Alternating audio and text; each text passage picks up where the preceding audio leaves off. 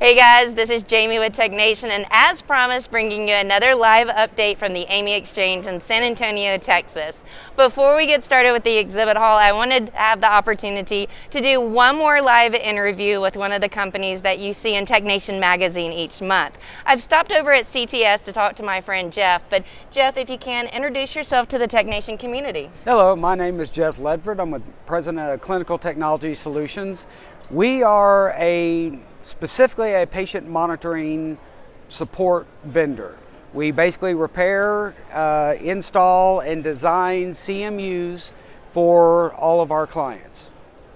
I'm excited because I know one of the things that we focused in the June issue of TechNation is a new product that you're bringing to market, yes, similar to a PPE, if you will, for telemetry. Could you tell us a little more about that? Maybe show us an example? Yes, what the product is, it's called the Modular Telemetry Bag System, or MTBS for short. I'm going to have Mark Wilkins over here demonstrate one of the things we want to show of the assembly of the system, and we are going to do a little dunk test for it that all the biomeds have seen before. So let's move over to Mark and we'll take a look over here. So this is the product that Mark's putting on right now. This is the product. So each of the bags specifically is cut to each individual transmitter. Okay. So we start with a bag. They are die cut specifically for it. They are not one bag fits most or one bag fits all. That's Each great. bag is specifically fit even to the size of how it goes down.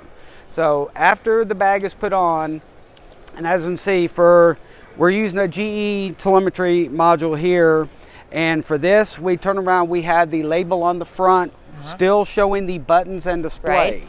We have other ones that the label will be on the back, because if they have a full LCD display, you need to be able to see it to be able to do anything. So this is the part you start with, just the bag, and as you can see on here, so everything is completely sealed, covered up. all of the ports. So there we start from there. Then you decide how you're going to wear it. Do you want to just put it in a pocket of the gown? Okay. Do you want to put it on a badge clip and clip it to your gown? Okay. Or we can take and put it onto an antimicrobial lanyard, so hanging down, so anyone that had open chest surgery, so that we add an antimicrobial, so we add there. Or we turn around and you can put it, and we have an actual Velcro brand straps that go on them, so that they can be peeled off and then put back on.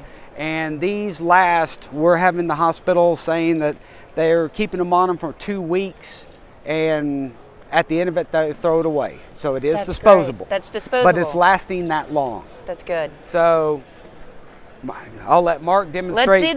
Let's see this dunk. I hope it comes through in the video. We have some mocked up waste that you could run into in a hospital setting. Yes. Is that fair? Okay. Yes. So we have both the chocolate pudding and the blue water. I like it. So okay. the things that everyone runs into is when transmitters have a tendency to fall in a toilet or a bedpan, they come out with fluid intrusion, and they're covered. Plus they also get down into the grooves that they can't get rid of. So that's what the entire purpose of this. So, and as you see, when it goes in, it does float in the bag. Okay, I like it. This is like a fun science experiment. Yes. I love this. All right, and we're going to clean it up a little. But it's covered. There's no damage to the telemetry case. Everything's... I love that. You know, one of my favorite things, Mark, I don't mean to take it away from you, but the fact that all of these leads are covered. Yes. So it's not getting in anywhere when we're dunking it in. Yeah, and as you can look in there that there's no... Nothing. No moisture. All right, let's go in the pudding. Now, if it is a transmitter that has SpO2, so we do have the cutout with SpO2 to go in there. Okay. So we have them either way. Gotcha. Options. I like that. Okay, I'm hearing so lots of options. now for the fun one that we've all seen. So gross. Nice. That's. I'm going to let you hold that one. I'm not going to take it away from you. But as we can see, nothing's in the bag. Everything's protected. This is good. How often do you do this example?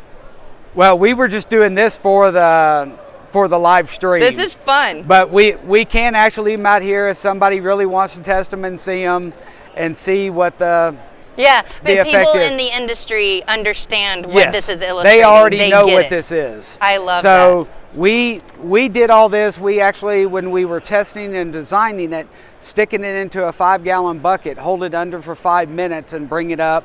And if it only had 1 drop of water in it, we're good. That's a success. That's a success. I feel like today this was a success. This is very much. No damage to any of the products. I want to recap just a couple of things for the TechNation community, things that I picked up.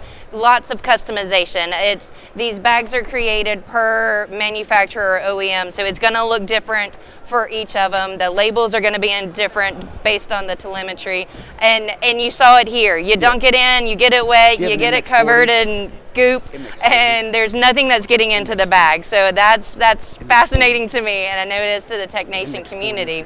I'm going to ask you a little bit later how they can find out more information about this, but CTS does a lot more than just the telemetry PPEs. We're also going to talk about the monitors that are behind me. So I'm going to scoot over just a little bit. I'm going to give you one other just as an example. So the Philips MX40.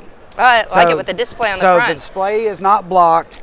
Now, the other part that makes it nice on them, so we have our label in the back. So it's specifically designed that way so that we don't block anything. Yeah, and again on the top, everything's connected, but there's no way that the sludge and the water is getting through it. And this is one that has the lanyard option that's set up for it. So and that is a breakaway lanyard also. That's great. So it's a safety lanyard. Love it. Love it. All right, Jeff, tell me a little about the monitors behind me. Why is this exciting and important to the TechNation community? Okay, so everyone is moving towards getting a CMU. So moving from having the monitors on the floor and a teletech on the floor watching several monitors to move all the intelligence to the CMU so that they can monitor everyone, and if they have a problem, they also have other people they can rely on to look at a waveform to see if there's a problem. Right.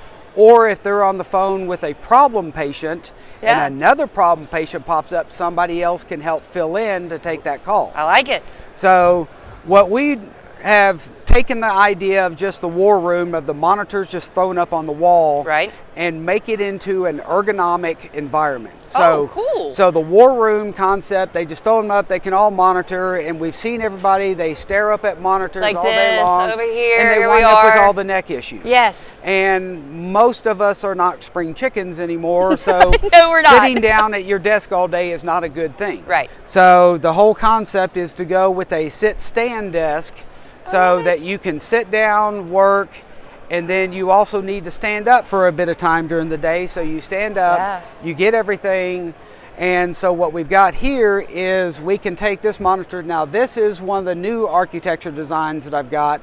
This is an enterprise CMU design. Okay. So if you have a hospital that owns 5 hospitals, so now they want to move all their CMU design and move everybody into one location because of the fact that real estate at a hospital is top dollar. Yeah. and very much high demand. Right. So we can take and actually move them off site. This is awesome. And still monitor them from anywhere. Okay. So I actually have clients where we actually are monitoring hospitals in San Antonio, and they are actually being monitored in New Jersey.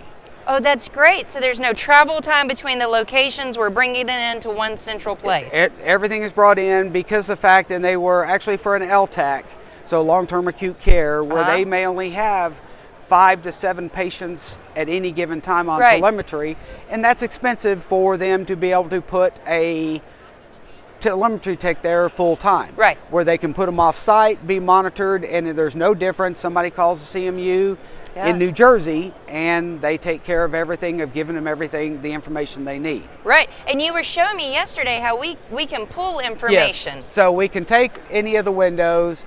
In order to make it ergonomic, we can pull everything down and put it into the window. And the way this is set to log in, so when somebody logs into it, so we can put it to specific hospitals, specific needs, so I can log out and close every window. So everything is secure on this side for doing that. So it just goes through the VPN on the network. Okay. And we also do a cellular backup. So in case the internet goes down, we have cell phones as a backup. That's great. So then when we just log back in, easy couple of steps, we're right back into it. Then it just gives me which ones that I want to do. So He's checking off some of the items, and it's going to populate on all of the monitors. So then I just connect back and go to it. And with this, you can also distribute the workload amongst the telemetry techs. Gotcha. So instead of one tech that has 70 patients, another one that has 10, because it's just the way the units worked out, you can actually pick the workload of who's watching who. I love that. So this could be more than just for one person. You could have a couple of techs, maybe a dual workstation with all of the monitors. We actually have workstations up to 10 monitors on there. It's a 4x8 desk, and they are all power lift. And at the end of the day, you want to have fun, you put it up to bar level height, and everybody have a happy hour at happy hour. I love that. That's a great way to end. Is there anything else you want to show us today? Yes, let's go around and we'll show you the other side of the traditional CMU. So the traditional CMU. Am I going over here? We're going over here. So traditional CMU, that we have all the equipment that is there on site. Okay. Now the Enterprise, we are remotely connecting, so we just have a simple computer and we connect to it that way.